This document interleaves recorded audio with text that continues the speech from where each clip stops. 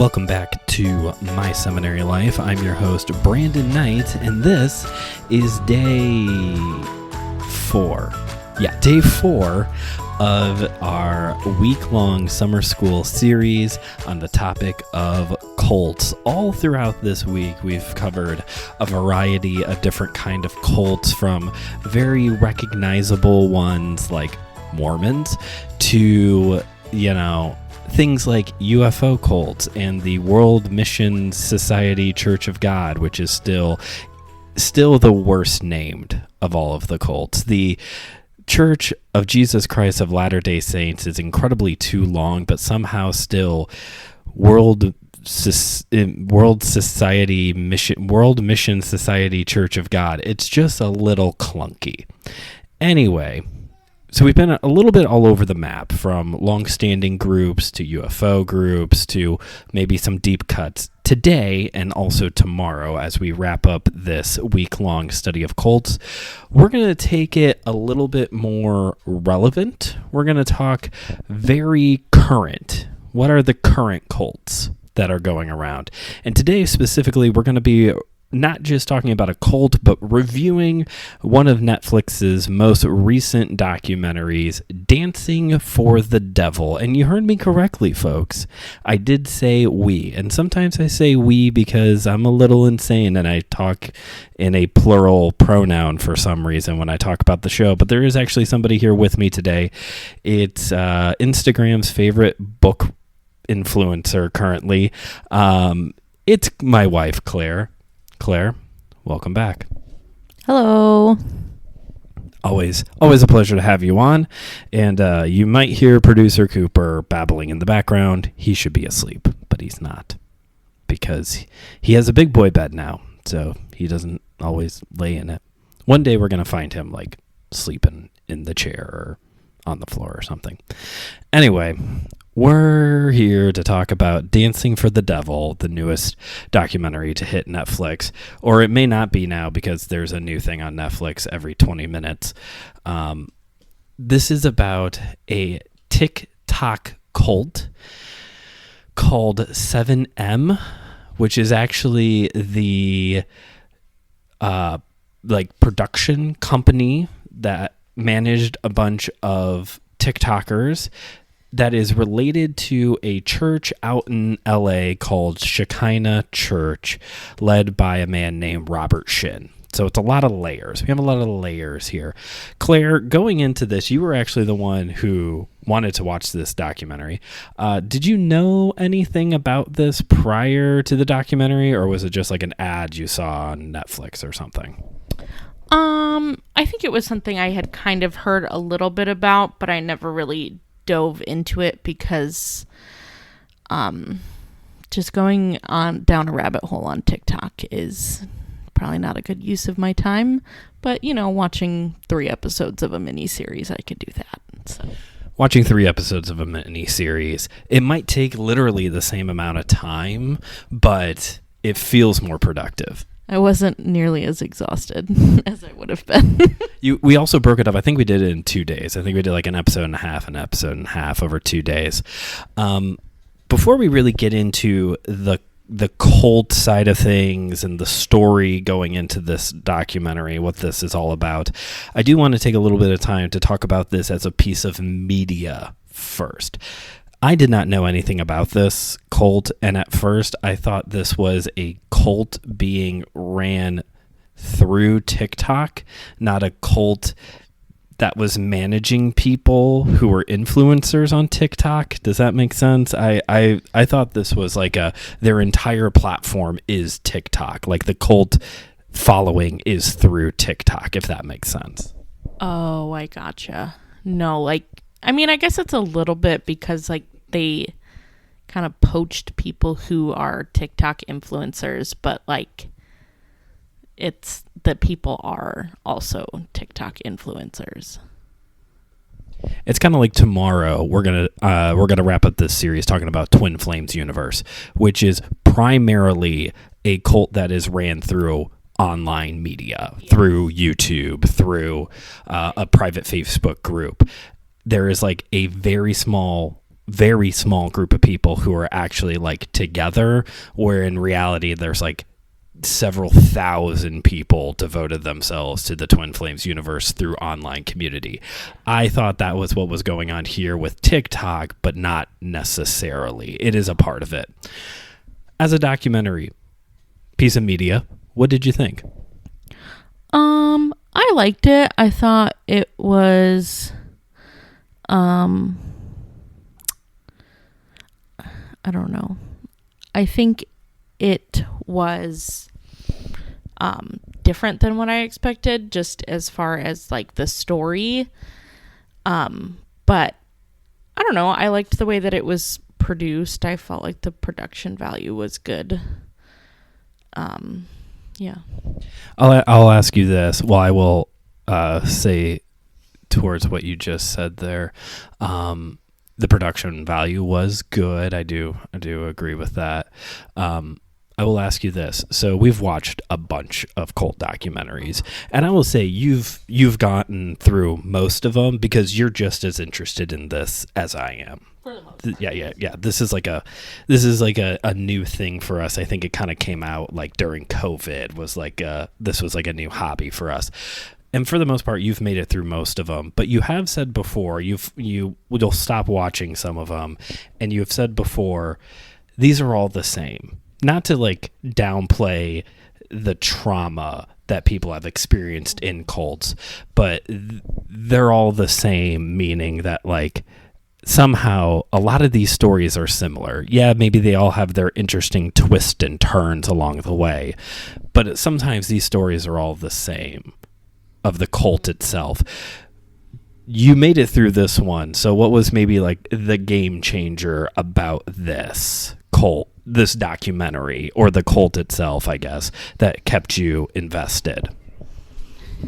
I don't know. I think part of it was just, I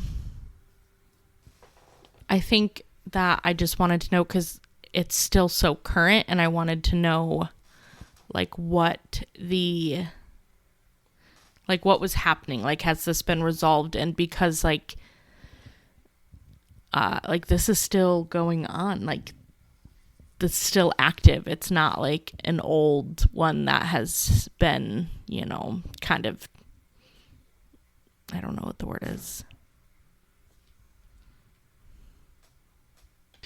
You are right. There is a part of the appeal of this is that it is very fresh, still going on. There are people still very much involved in this cult. It reminded me a lot of when, I can't think of her name now, but the woman whose daughter was in NXIVM, and she started doing media tours because she was like, I can't think of this woman's name now, but she was an actress, did like soap operas, and her daughter India, I think is her name, was in NXIVM, so she basically started a media tour to try and get her out. This is part of it. Like a big part of this story is a family using this to try and get their daughter out of this cult.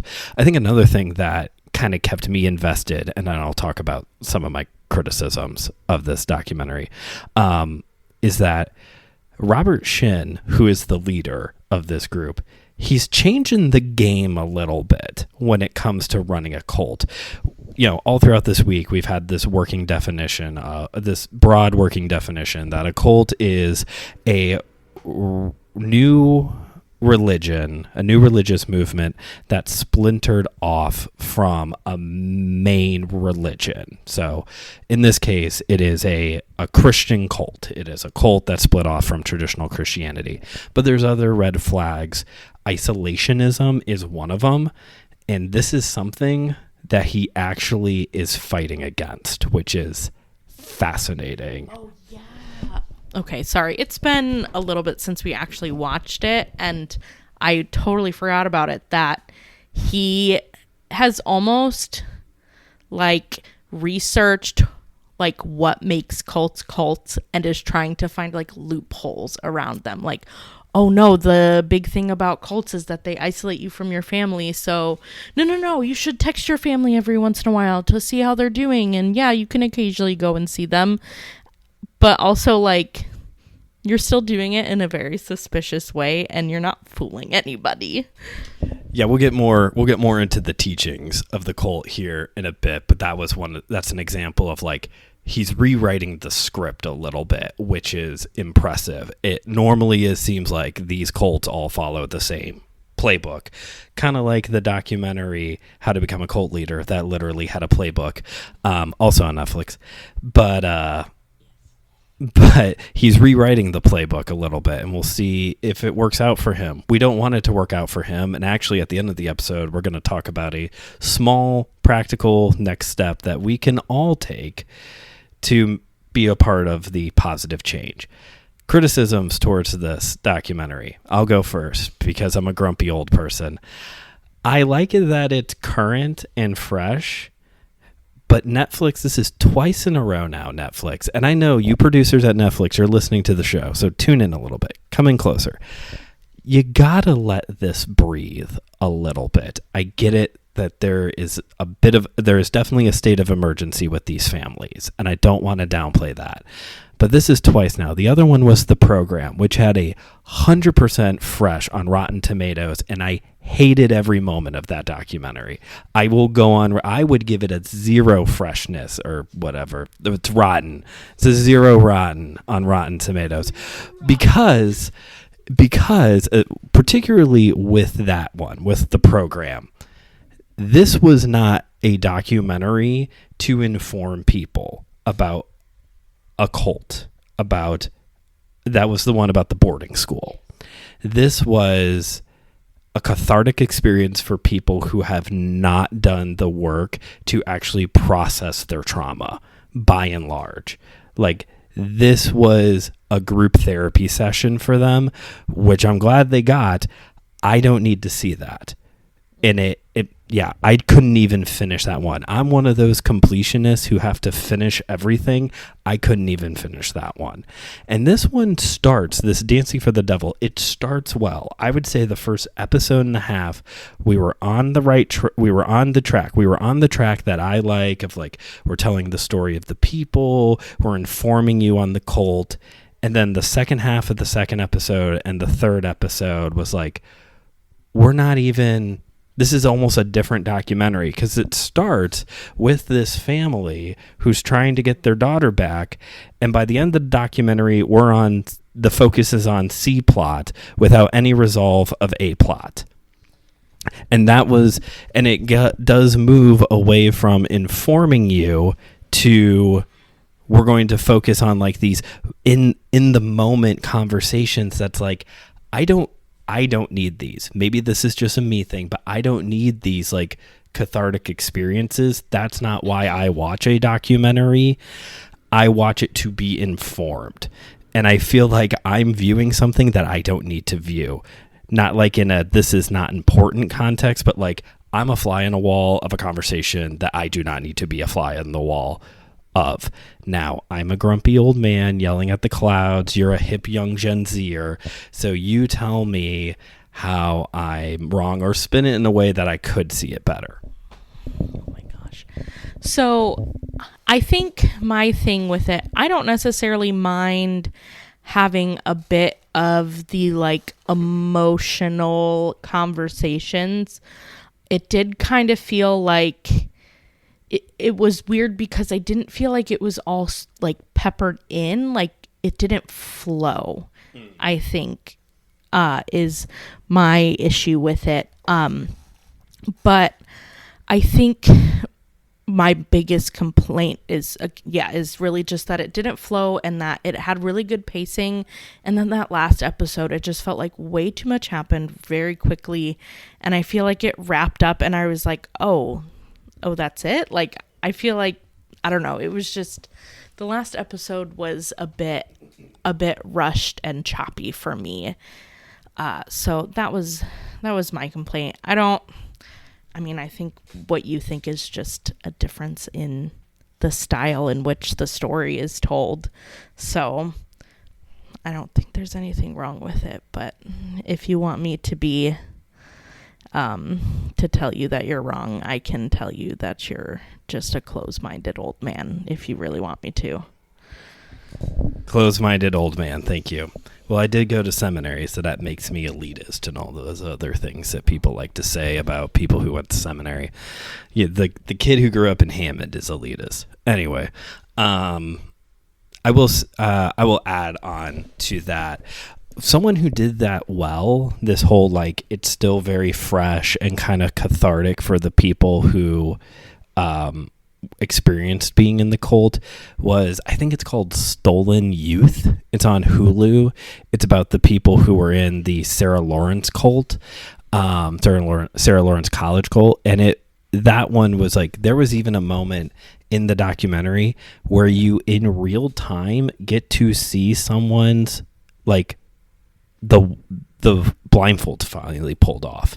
Like you see it in the conversation where their mind finally snaps and they're like, oh wait, that's wrong. That's not the real world. That's like, so that one is like a pretty good, but even at that, like they let it breathe. Like it wasn't like this is going on right now and we have to make a documentary about it. They did let it breathe a little bit before they put the story out there. Okay, enough about it as a piece of media. Let's get into the cult itself. So Robert Shinn is the pastor of Shekinah Church in LA. He has been running essentially, would you say, a prosperity gospel style church. Is that maybe the best way to kind of summarize broadly what's going on here? Yeah, I think so. I think it's just very much like taking the term Christian, but like church, but then really just using God as like this broad kind of thing, like that he, gives you stuff and helps you when you need it, but only if you're good. So, yeah. Your good friends over at Focus on the Family have said that, yeah, you're good friends with them, right? This is a total like Frank and Joey bit I'm doing here from the basement yard. Yeah, the basement. For those of you who can't hear her, she said she can't stand them. They did say that this is. No, wait. I'm getting my plot lines twisted. They actually said something about Twin Flames universe. We'll come back to that tomorrow. Sorry, I'm getting my plot. They actually had something good to say, but I'll talk. About Twin Flames universe? No, good. Something good to say that is against Twin Flames universe. I'm getting my plot lines mixed up here. Robert Shinn. So he starts his church. It's like the early 2000s, maybe the late 90s is when he starts his church. And it is very much, as Claire was saying, this like, you do the right thing. What is it in the prosperity gospel? The emphasis on the you reap what you sow kind of thing. Like what you put in, you will get. God will give you that much more. And when you're in a place like LA, which is the entertainment capital of the United States, you run into this new kind of audience of struggling actors, singers, performers of a variety of different kind, artists of a variety of different kind. And throughout his ministry, he has created several different businesses, some of them media related like 7M. Some of them are just like coffee shops, flower shops. There was a lot of realty because, again, you're probably making a lot of money being a realtor out in LA. But also, like, the coffee shop thing is probably like people who are struggling actresses, actors, artists, and stuff are working at places like coffee shops and flower shops and stuff in order to make money. And so there's probably a lot of potential members in those spaces. And in all of this, he is Herbalife. It's like the Herbalife thing. They open all those shake shops so that you can be, indoctrinated into the Herbalife, whatever. Remember that episode of Brooklyn Nine-Nine when there's a pyramid scheme that is also a cult? Yes. That was a good one. Pyramid schemes are just cults that sell things. Especially that LuLaRich. Remember that one? Or LuLaRoe? Oh my God, that one's wild. I can't believe I used to wear clothes like from them. It was in a more innocent time in your life. More ignorant time in your life. We're all very ignorant around here. Anyway, so he's like making money, and we'll talk about how much money this guy's making off of the backs of these struggling actors, actresses, all while proclaiming this very prosperity gospel style message of, if you follow me and invest in me and my teachings and in God, you will become a superstar. Fast forward to a little bit more of the present. We have the boom known as TikTok. And his son, kind of innocently, it seems like, but maybe there was a little bit of a malicious side to it. It's never really addressed in the documentary. He starts helping out some of the influencers on TikTok with the technical side, the production side of things, the side of things that I need help with, the production side of things.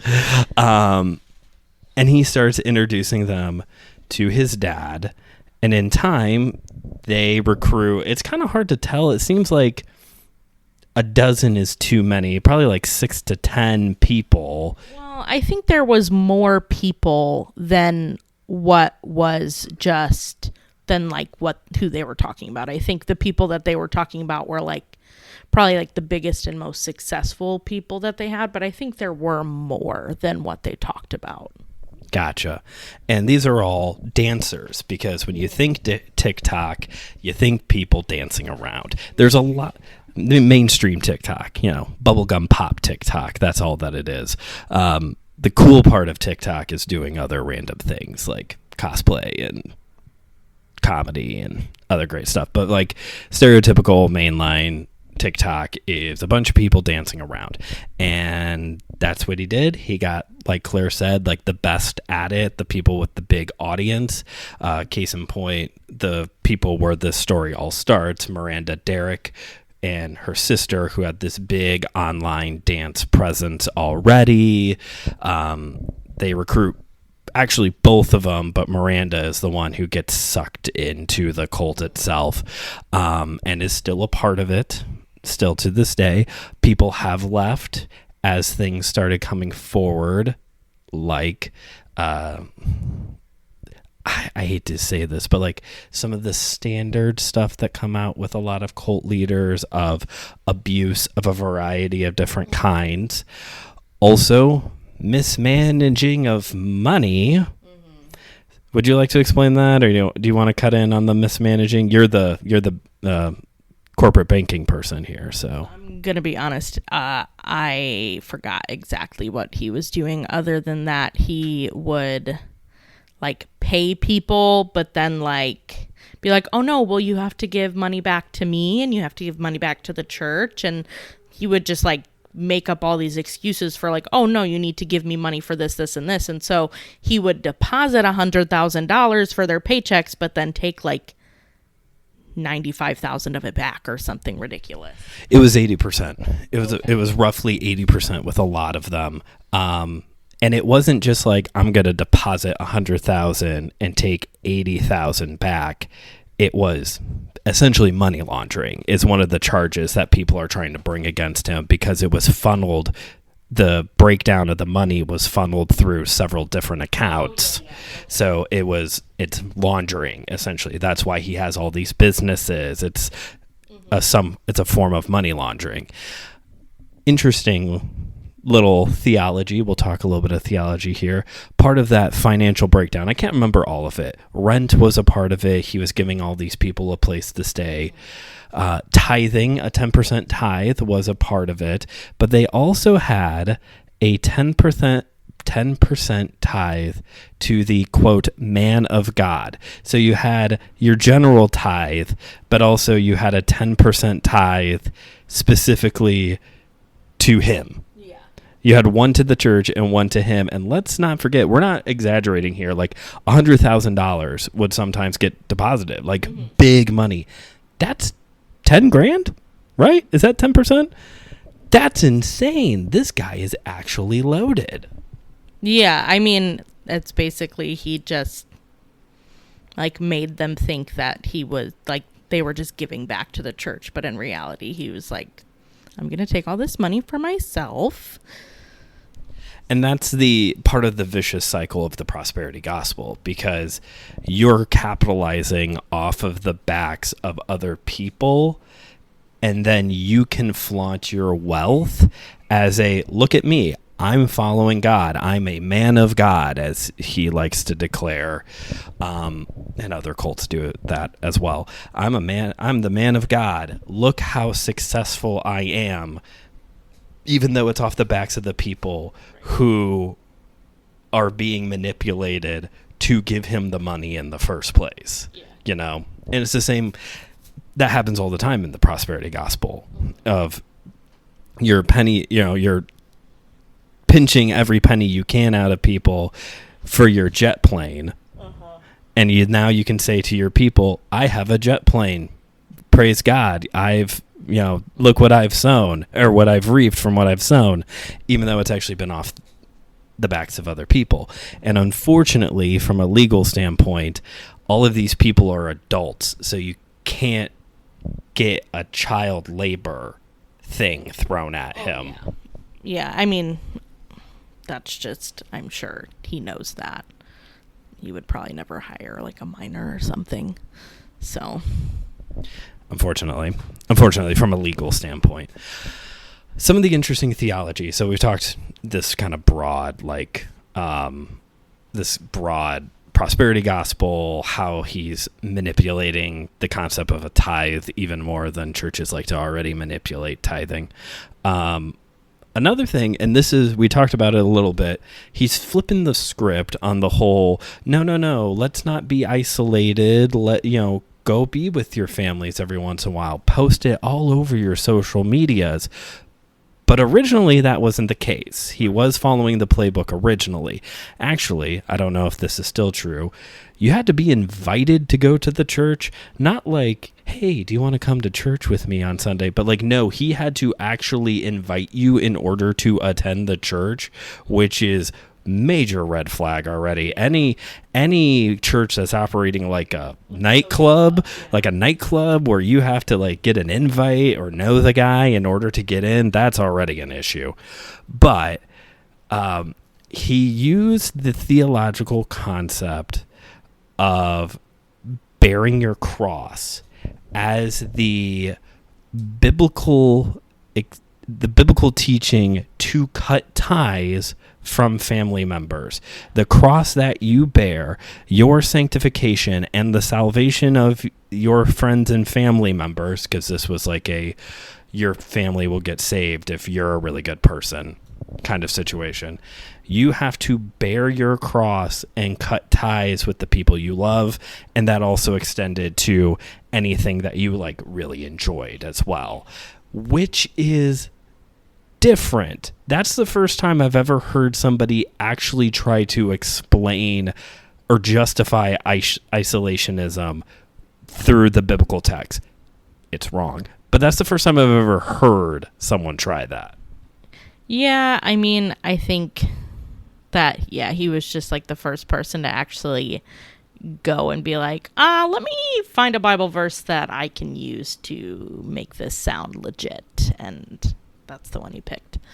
Yeah, because it's somewhere right around there as well, where Jesus also talks about that you're supposed to love him, Jesus, more than your own family, essentially. Yeah. And that's also part of what he leverages here, of you're supposed to love Jesus and consequently the man of God more than your own family in order to be saved, justified. It's all very vague as to actually. Also, you were responsible for your family's salvation, which is super weird. By cutting ties with them. Yes.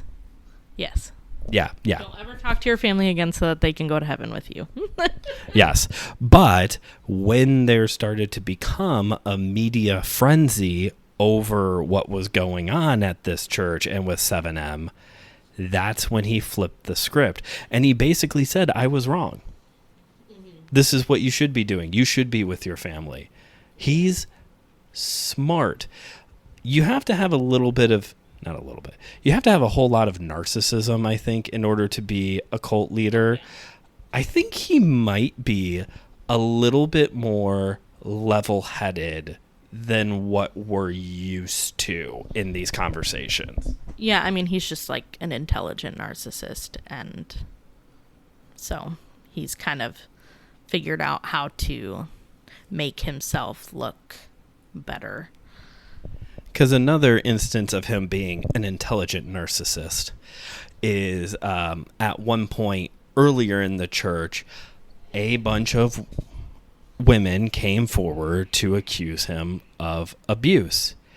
And oftentimes we have seen this play out as blame the victim, or with that whole like, how dare you come before me with accusations, I'm a man of God, I'm the man of God, how dare you do that, some type of like victim blaming or just straight up gaslighting. Rather than doing that, he actually owned it. He actually was like, yes, I did that, and that is wrong that I did that. Which I'm not trying to give the guy his flowers here, but I am trying to show an example again of like, he's doing things that aren't necessarily common among cult leaders, right, which is different. I don't think, was there anything else that was like, oh, that's a different that he did? I don't think there was too much else. Do you recall anything? She's thinking deeply. I mean, I guess other than that, like, especially with like the 7M people in specific, like, they are like encouraged to like cut their hair and like get like be very like done up. I'm trying to think of a good word, but like to constantly be looking their absolute best. And like, he's not like trying to be secretive. He's almost like, yeah, look at my cult. Yeah, he hasn't gone as far as one of the leaders of well, actually no, he kind of has. So one of the leaders from Heaven's Gate, which we talked about this week because they're part of the UFO cult category, he very much went on record. We are the cult of cults. Like, we're the cult. We are the ultimate cult. And he actually, Robert Shinn, he's not like out there saying we are the cult of cults, but he's actually kind of owning it. You're right. Like, the flaunting of the wealth, yeah, that's part of the prosperity gospel thing, but it is also kind of this like, you want to come at us and call us a cult? Okay. Yeah. Do that. Yeah. Like, he just seems to not really care too much. And like, I don't know, I'm trying to think of like with the two other women who were like part of the church separate from the 7M, because that was kind of the thing. It's like they talked about the 7M stuff and then they went back and they were like, but also he's been doing really crazy effed up stuff even before the 7M, and here's these two women who are proof of that. Maybe as an example, I thought of this, where he is like, sure, we're going to show off what we're doing here a little bit. Scientology will hire the best lawyers to take you down. I've been like, my seminary life is a pretty small podcast, so I've not too worried, but anytime I have talked about Scientology on the show, I'm a little like, when am I going to get on the radar kind of thing? What is that called? There's a word for it. There is a word for it where they basically do online assault of you, yes, essentially. Online attacks of you until you cave. But with Robert Shinn, like, I don't know, he might share this post to his timeline. We'll have to see. Yeah, it kind of just seems like he's like, any publicity is good publicity is where he's at. Granted, he would not appear for the Dancing for the Devil documentary. Even what's his face, NXIVM, He showed up for one of the documentaries. I can't think of that guy's name now off the top of my head. Keith something, I think. Anyway, something I don't remember. Keith Raniere, that's it. He even showed up for one of the documentaries. That's a different kind of narcissist right there. That's a different kind of something going on there. So one of the big questions, before we get to practical next steps, the big question that each episode has sat down to wrestle with has been, what are the odds? At one point in time, running into a cult, that was like, the backwoods, random compound in the middle of nowhere where a bunch of people. Now, though, what are the odds of running into somebody who's in a cult? And very specifically, what are the odds that you might come across a 7M person? What do you think? I think that a lot more people are probably in some sort of cult than we think, but it also depends. Like, some people, like a lot of people, consider Mormons a cult, and in that case, the chances are very high. Or Jehovah's Witnesses, the chances are very high that you could, you know what I mean? So, do I think that I'm gonna, meet somebody who is part of one of these more secretive kind of cults? No, because they kind of keep to themselves and that's how they stay under the radar. So it just depends on like what kind of cult you're thinking of. Do I think I'm going to run into anybody in this LA based church for TikTok dancers? Probably not. Yeah, unless you're in LA, I would imagine with this one specifically, if you're on mainstream TikTok, you'll probably run into their videos. Even I've seen some. They were showing some of the videos during some of the TikToks in the documentary, and even a couple of them was like, oh yeah, I think I've seen that. Oh, really? Because part of their gimmick was, and this was a Robert Shinn idea, was to stop doing dances to popular sounds and to start doing old school music. And that's actually what really helped them blow up. So even there was even a couple of them, I was like, that actually kind of looks familiar. I do want to, we talked about it yesterday, or I talked about it yesterday with Mormons, that it's like, oh, yeah, you'll probably run into a Mormon. We live kind of off the grid, and we even had Jehovah's Witnesses show up one time. Yeah. Remember, I was coming home with groceries, so they didn't even get to the door. It was, yes, they were inviting us to their Easter remembrance because they don't celebrate everything. It's like it was a different word. And I talked about this yesterday since you're here, I'll ask you. So you have, like you said, Mormons, Jehovah's Witnesses. I would maybe throw Scientology in there as well. These are three very big groups, and especially with Mormons and Jehovah's Witnesses, they've been around for a while now. It will be the 200th anniversary of the Mormon Church in like 5-6 more years or something like that. Like, they've been around a long time. So when do they stop being a cult and they're just another religion? At one point, does the construct go away? Even though they may fit the technical definition of a cult, does that ever go away and they're just, this is just a religion now? What do you think? No, because I think some of the required things that are required for a cult are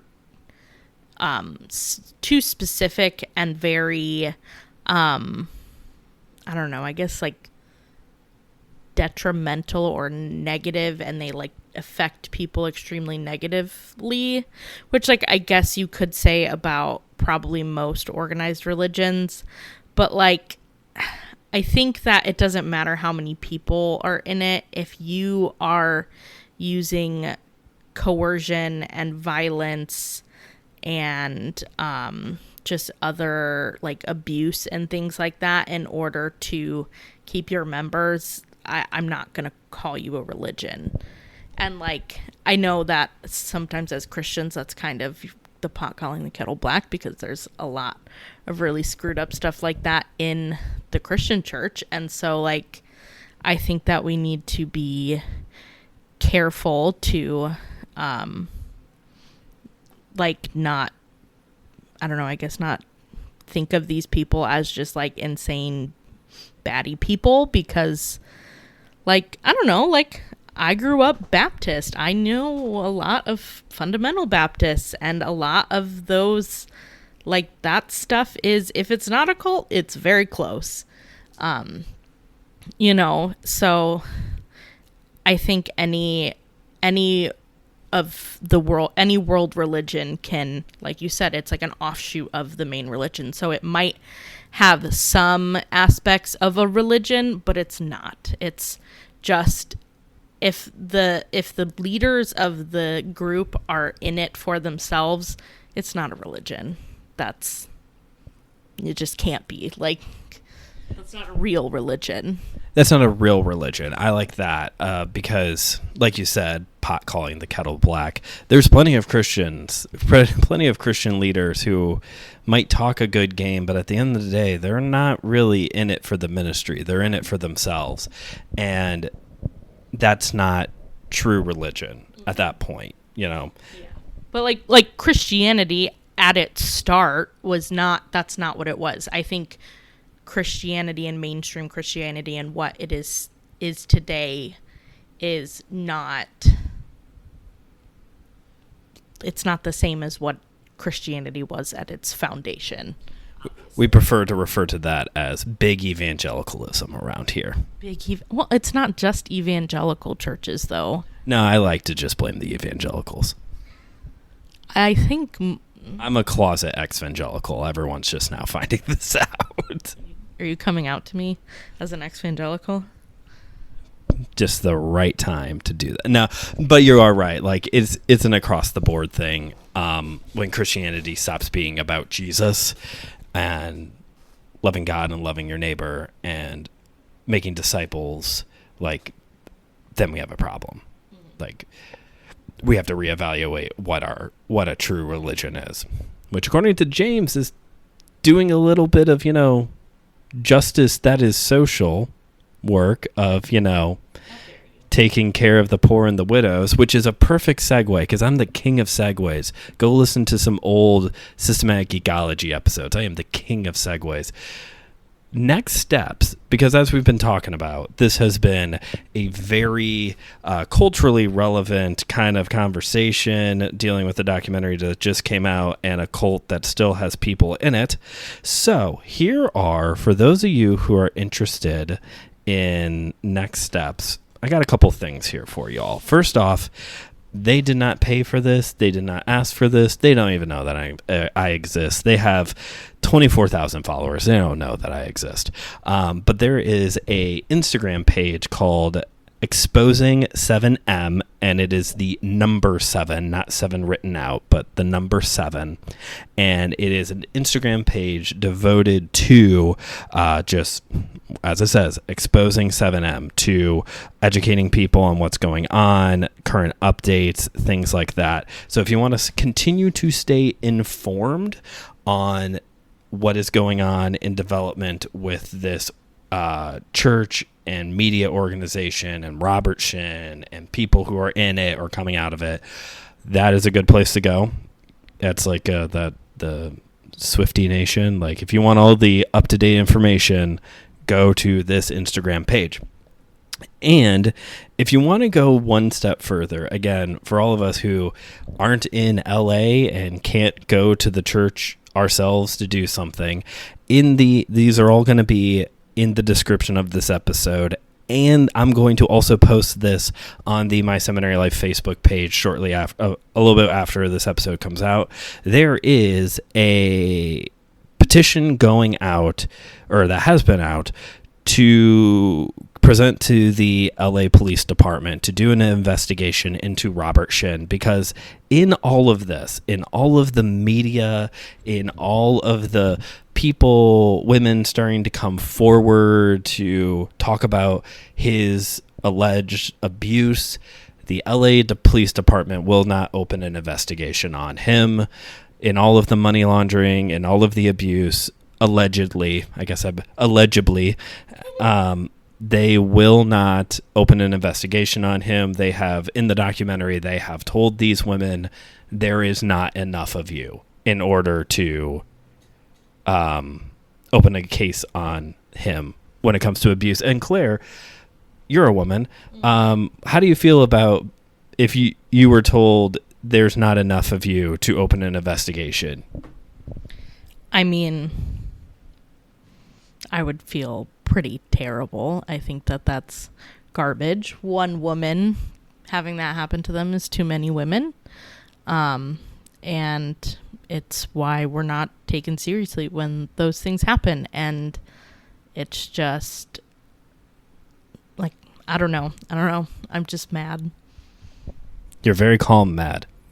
Well, yeah, because our child is sleeping, and if I go into a rage, he will probably wake up, and he just fell asleep. So only 45 minutes into the episode, he finally fell asleep after already being in bed for an hour. Parenting. But yeah, you're right. As a white male, straight white male, allow me to weigh in on the issues of women. And you're right, like, all jokes aside, when one is already too many, like, why are we not doing anything here? So if you out there, go ahead. I just thought of this. The other thing is like, this is not the first cult. This is not the first religious leader who has done this. You know, he's doing it. This is not a newfangled thing. This is a tale as old as time at this point. Like, you know that it actually happened. You've seen it happen before, if you know anything about the world that we live in. So just do the investigation.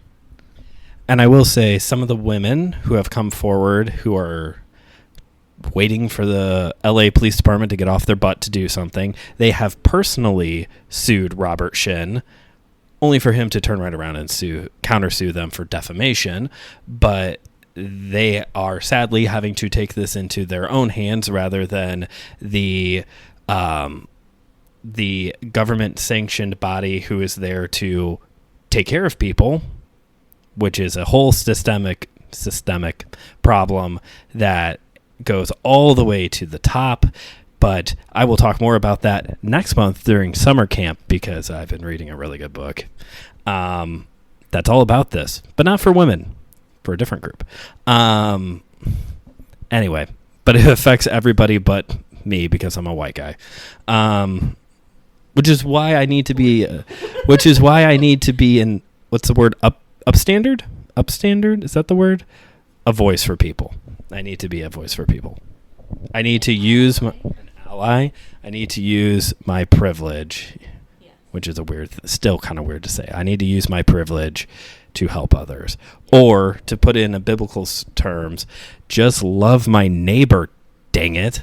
Like, just do what the Bible says. Loving your neighbor, that just means you tell them that Jesus died for their sins and nothing else. That's all you got to do. The end. Just tell them the gospel. Just tell them the gospel. And walk away. No follow-up. No follow-up with that guy. So here's the plea. Because if you're more on the social justice bandwagon, I imagine I don't have to make a very strong plea to you to please sign this petition.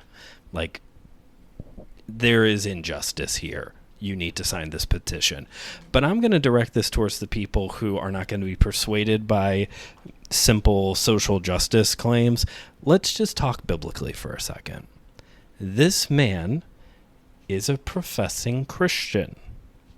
Theologically, that is dubious, but he is a professing Christian, which means, brothers and sisters, we have a responsibility here to do something when our brother or sister steps out of line. You could challenge them to a public debate, but we cannot do that because they are in Los Angeles and they don't care about you because you're not a famous, pretty TikToker. So brothers and sisters, we are responsible for our fellow brothers and sisters. And if they're not going to get right with God on this, if they are not going to repent of their actions here, then we need to take this to the next highest authority. He is the highest authority in his church. There is no overseers here. The buck stops with him, and then it's God. So to love your neighbor and to love your brother in Christ, allegedly, I encourage you. Heavy air quotes with that one. Heavy finger quotes in the brother in Christ. You should be encouraged to sign this petition, because the Bible does talk about doing justice, seeking justice for the oppressed. These women have allegedly been oppressed by him, and the people who are not only have their spiritual leader hurt them and also mismanage their money. Let's not forget that either, because we're talking several $1,000s at this point, maybe in the millions at this point. Not only that, but the, again, sanctioned body that is supposed to be protecting them and seeking that justice out is not doing it. If you want to love somebody and you want to hold somebody accountable for theological reasons and physical, mental, financial, abusive reasons, sign this petition. Claire and I are going to sign it. We'll probably have signed it by the time this is all said and done, because... Just send me the link. Yeah, totally. Time travel. I always joke with Josh about how podcasting is kind of like time travel, because you record things out of order. You talk about things that you're going to do or you have done, even though you haven't done them in real time yet. But by the time the episode comes out, you've already done it. It's time travel to be a podcaster. It's great. And on that note, we will wrap it up. Claire, since the last time you were here on the show, I alluded to this at the beginning. So please tell us about your new endeavor. Some of the guys already know, but for the wider My Seminary Life audience. So I have started an Instagram page solely about the books that I read, because that is all I do other than work. I go to work, I come home, and I read books. She's a really good parent. So it's book reviews or just conversations about books or other funny things that I do involving books or places that I go to buy books. Anything, if it has to do with a book, I will post about it. Anyway, so the handle for that is at Claire Brooks, my first and middle name, clairebrooks.readsbooks. That is all. And that will be also in the description of this episode, so you can easily find it and follow the page if you haven't yet already. I'm trying to reach 1,000 followers by my birthday. I haven't posted about it yet, but that's my goal. So help a sister out. And she's well on her way. She has more followers than all of my various social medias combined. I won't get into it.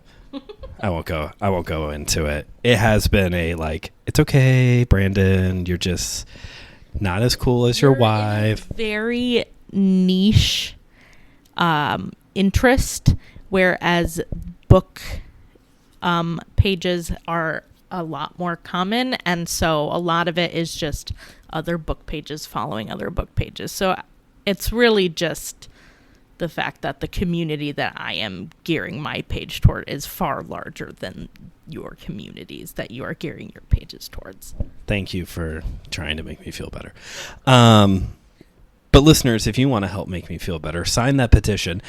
And please rate and review the show wherever you get your podcasts, and pass this episode along to a friend who you think would benefit from learning about this cult or being challenged to seek justice, love mercy, walk humbly with their God. If you would like to financially support the show, you can go buy some merch, or you can head to buymeacoffee.com/MFFT MSLPOD Pod, and you can make a one-time donation or join one of our monthly support tiers. Everybody who supports the show at the $9 a month tier gets a shout out on the show. So Claire, why don't you throw Lori her shout out? Hi, Lori. Thanks for supporting. That's it for today's episode. Tomorrow, we're going to come back for the final installment in our summer school series to talk about Twin Flames Universe, which Focus on the Family, Claire's good friend, Focus on the Family said themselves that Twin Flames Universe is the prosperity gospel meets new ageism. Just as the little tease for those of you who have not heard about Twin Flames Universe. No, it's not a cinematic universe, even though that's kind of what it sounds like. It is a new age prosperity gospel that abuses people with their gender. It's a hot mess of things. Claire's just shaking her head in disgust. We watched 2 documentaries. This was the popular one at the beginning of the year. But until tomorrow, this is Brandon signing off, reminding you as always that theology is for everyone, so keep on studying.